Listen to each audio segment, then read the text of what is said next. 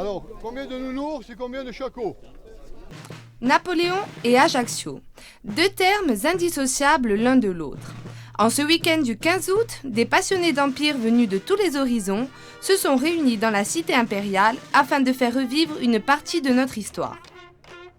La 13e édition des Journées napoléoniennes a offert au public un large panel d'événements et d'animations qui rendaient hommage à l'enfant sacré du pays. L'exposition du matériel de santé qui se tenait à l'hôtel de ville permettait une immersion progressive dans l'univers impérial. Le but de ces journées napoléoniennes, justement, c'est de toucher le plus grand nombre de personnes et que chacun y trouve son intérêt. Concernant les instruments chirurgicaux, le but est de montrer des originaux pour que les gens justement puissent voir, toucher une scie d'époque. De même pour l'armement. Les boulets qui sont exposés sont des boulets d'époque.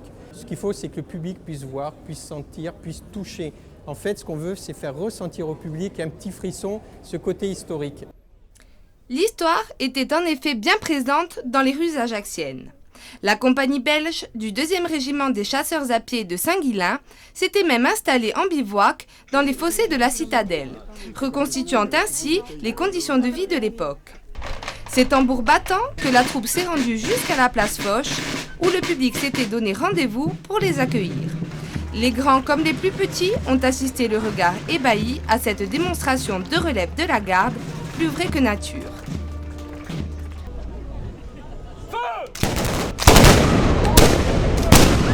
Un peu plus loin, dans l'enceinte de la citadelle, les comédiens de la pièce de théâtre Madame sans gêne apportaient les dernières retouches avant la représentation du soir. Jouer le rôle de Napoléon, c'est un privilège avant tout. Ce n'est pas un rôle comme les autres, ça ne s'apprend pas de la même façon. La pièce, donc, c'est Madame sans gêne. Elle raconte essentiellement l'histoire de Madame sans gêne, de la période où elle était blanchisseuse au moment de la Révolution, à son accession au titre de duchesse lorsqu'elle s'est mariée avec le maréchal Lefebvre. C'est une pièce historique, mais elle est drôle aussi. Donc on passe un moment où on n'a pas l'impression d'absorber des informations et d'être dans l'apprentissage comme on peut être dans un cours ou dans un film documentaire, etc.